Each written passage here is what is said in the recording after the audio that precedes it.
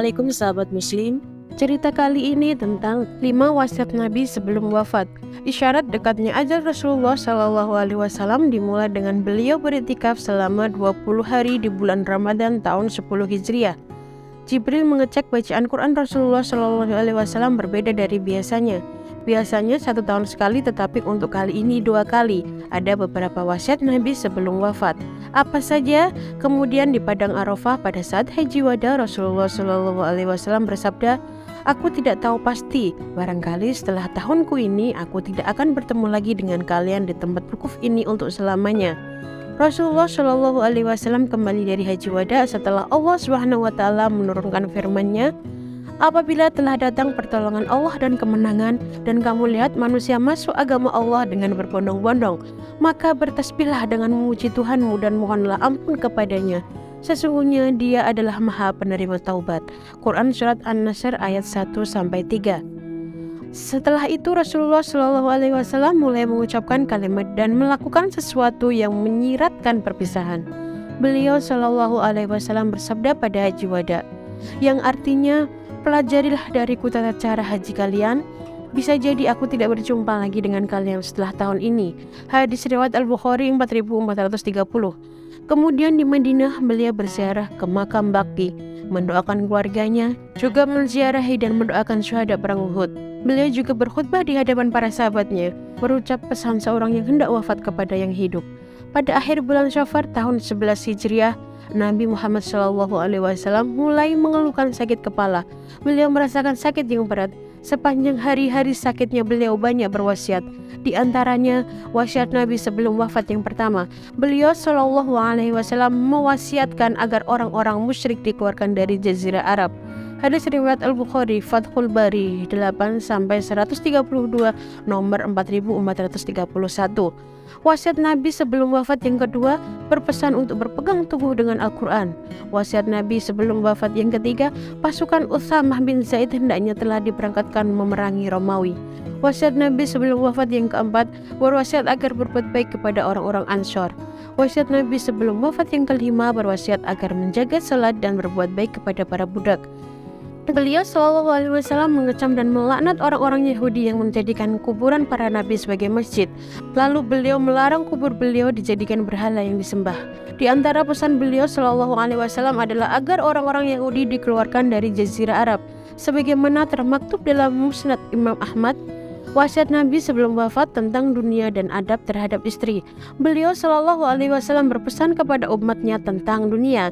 Janganlah berlomba-lomba mengejar dunia, agar dunia tidak membuat umatnya binasa sebagaimana umat-umat sebelumnya binasa karena dunia.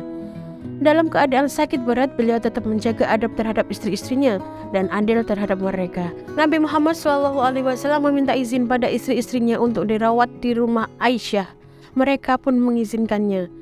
Karena sakit yang kian terasa berat, Nabi Muhammad SAW memerintahkan Abu Bakar untuk mengimami masyarakat. Abu Bakar pun menjadi imam sholat selama beberapa hari di masa hidup Rasulullah SAW. Sehari sebelum wafat, beliau bersedekah beberapa dinar, lalu bersabda, "Kami para nabi tidak mewariskan apa yang kami tinggalkan menjadi sedekah." Pada hari Senin, bulan Rabiul Awal tahun 11 Hijriah, Nabi SAW wafat. Hari itu adalah waktu duha yang penuh kesedihan.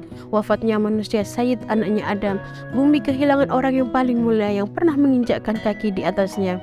Aisyah bercerita, ketika kepala beliau terbaring tidur di atas pahaku, beliau pingsan. Kemudian saat tersadar mengarahkan pandangannya ke atas seraya berucap, "Allahumma ar-rafiq al-a'la." Hadis riwayat Al-Bukhari dalam Fathul Bari halaman 8-150 nomor 4463. Beliau memilih perjumpaan dengan Allah Subhanahu wa taala di akhirat.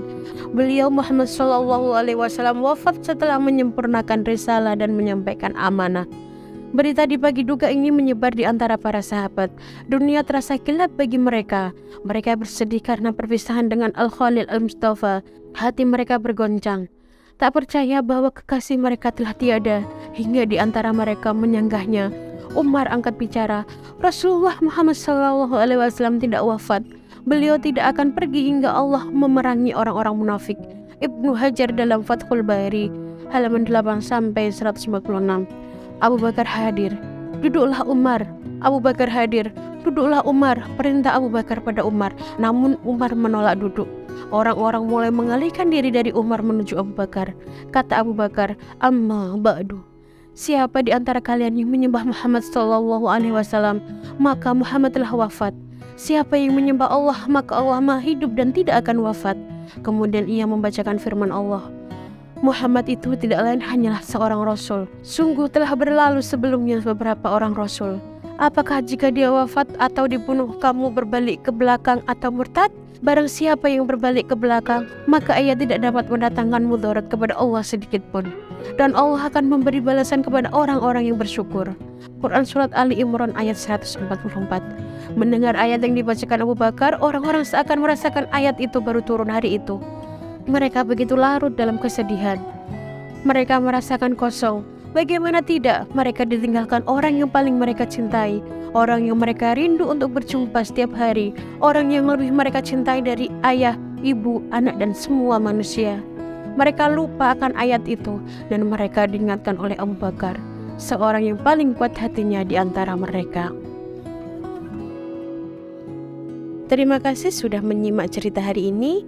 Semoga bermanfaat. Jangan lupa dukungannya dengan memberi like, share, dan subscribe.